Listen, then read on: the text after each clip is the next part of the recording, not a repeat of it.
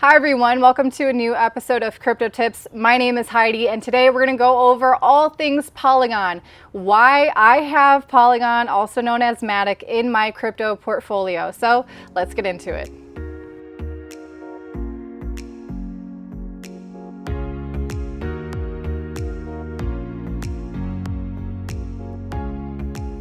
So I have to start this video with the familiar disclaimer saying that this is not a paid post. I am not being sponsored at all saying the things I'm saying today.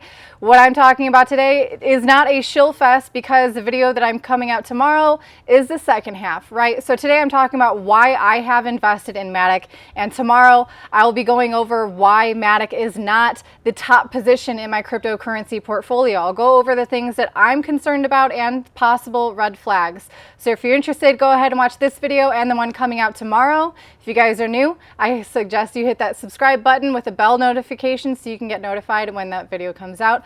But anyway, first, I'm going to go over what Polygon is, what they're doing, and also why I think it's been performing pretty well in this relatively kind of uncertain time in the crypto markets. So first, Polygon is the first second layer solution designed to specifically address and interact with and alleviate the Ethereum blockchain. It makes it very easy for any developers who've been working on Ethereum or building dApps on Ethereum to kind of plug and play their code onto Matic and ultimately help their users benefit from the lower fees and faster transactions that can happen on Matic compared to Ethereum, which is essentially the purpose of a second layer solution, right? So Polygon is following through on that.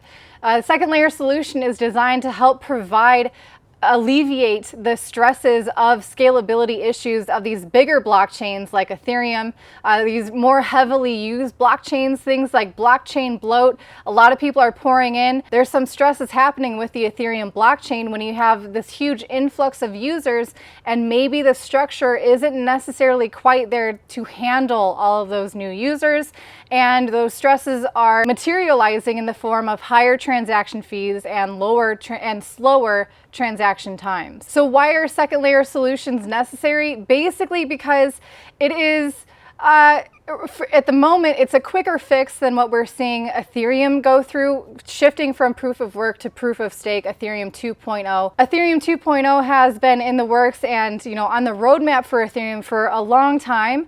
But here's the thing, it's a delicate balance of developing these solutions to scalability without sacrificing things like a level of decentralization and ultimately the security of the network. Again, we're seeing this issue play out on Ethereum and Bitcoin, and quite frankly, this is an issue for the heavily used blockchains like Bitcoin and Ethereum because they have the massive inflows of transactions, and also they're not willing to so quickly sacrifice, again, the level of decentralization and other trade-offs that often happen with scalability. There's a lot of these platforms coming out claiming to be super fast, super cheap, and it's going to be the Ethereum killer, the Bitcoin killer, what have you.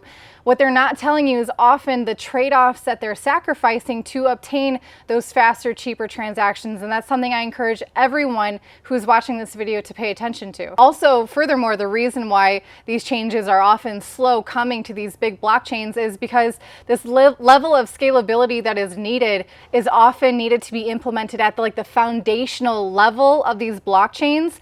And the kind of changes that this foundational adjustment is going to impart is going to affect everything that's been built on top of that blockchain, since it started. So it's a big deal, and it's something that should be taken very seriously. So basically, these layer 2 solutions like Matic, and especially because it is, very directly aligned and designed specifically to address the Ethereum ecosystem. It's designed to enable transactions that are more easily scalable because it's brand fresh and new. It's not this, really heavily used, really large blockchain.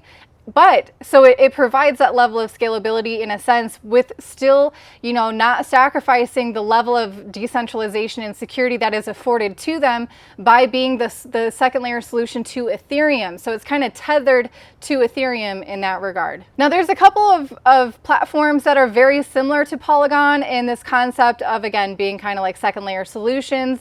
just being scalable solutions, or maybe Ethereum killers in general, compared to Polygon, that would be platforms like Polkadot, like Cosmos, and also Avalanche. Now keep in mind, all of these are different, with different ways of achieving these cheaper, faster transactions. And there's always something I want to remind to you guys is trade-offs are being made usually to implement these kinds of changes. All of these are really new blockchains, and as always, everything that's happening in this cryptocurrency space is a giant experiment. So it's really cool to see it play out, but please don't think that, you know, any one of these could be the end-all be-all guarantee at this point. It's brand new, we're figuring it out, but we get to watch it unfold, and that's what's really cool for me. Now, full disclosure, I hold other coins that are very similar to Polygon as well, but Polygon is different compared to those other options, specifically because it has aligned itself with the Ethereum blockchain, and in my opinion, it has benefited massively from that, because Ethereum is hugely used. It's got a very strong network effect. It's got a ton of activity on it through its dApps and DeFi and smart contracts and all of that. It's all happening. Most of it is happening on Ethereum. And so, you know, Matic being the one specifically designed to cater to those users to make it easier and cheaper for them to use, it has benefited massively from aligning itself to Ethereum. Now, talking about other ways that you can interact with Matic, they've got a few different partnerships. The most impressive and most beneficial, in my opinion, are the ones that they have with Chainlink, and also Aave happened very recently, about a month ago. But also there's a DEX running on Matic called QuickSwap. This one, again, because it's running on Matic, you get much cheaper fees, much faster trades, and it, again, but please keep in mind, again, it is involving the Ethereum and Ethereum based tokens. You can't be trading things like Bitcoin or Cardano, or basically any coin that isn't an Ethereum token. QuickSwap is focused solely on the Ethereum ecosystem. In fact, it's a fork of the Uniswap DEX, so it might be very similar interface in that way. If you want to know how to identify if a coin is an Ethereum-based token, please check out the video I've linked for you up above here. And also, always, I have very helpful videos for you guys in the beginner category of cryptocurrencies. I got a video series for you guys down below in the video description. I encourage you to check that out. Cool, so now I talked about, you know, the whole Polygon ecosystem, why it works, what a second layer solution is. Let's talk about the actual coin Matic, why it's needed. It is a proof of stake coin. That means that it is used to secure the network through staking. That means that you could be earning a passive income in Matic. I will be doing future videos talking about what's actually needed to stake Matic, if it's actually something that is accessible to the average everyday crypto user. And in addition to it being proof of stake, it's also used as a self-governance token, because those who are staking the coin also have the ability to vote on changes to the network. So that's one of the key things I really look for in a long-term project, is their interest in to achieve further decentralization, just so then their network can become all the more robust. The more decentralized, the better. And moving in steps towards, you know, having a better self-governance mechanism is one of those key things I look for. So I'm glad to see that Matic has that. All right, that's going to wrap it up for today's video. I hope you guys enjoyed it. Again, if you thought this one was too positive, please check in tomorrow for the video where I go over why Matic isn't in the top position in my cryptocurrency portfolio. All the things that I think I'm paying attention to, basically keeping my eye on.